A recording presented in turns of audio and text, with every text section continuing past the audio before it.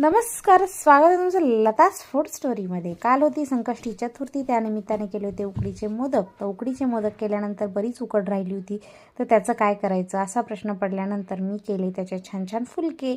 मस्त असं जेवणासाठी तयार पण झाले। तर तुम्ही म्हणसान हे ऑरेंज कलरचे दिसत आहेत, लाईट ऑरेंज कलरचे, तर मी ऑरेंज कलरचा कलर टाकला होता मोदकांच्या पिठीमध्ये, उकडीमध्ये, त्यामुळे ते ऑरेंज कलरचे दिसत आहेत।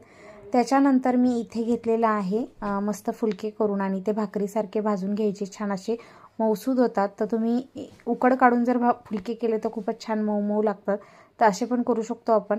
तर मी उकड राहिल्यानंतर असं केलं होतं। तुम्ही जर तुमच्या मोदक केल्यानंतर उकडीचे त्याची उकड जर राहिली तर तुम्ही काय करता ते मला कमेंट बॉक्समध्ये नक्की सांगा, म्हणजे मला नेक्स्ट टाईम आयडिया येईल की उकडीचं काय करायचं ते।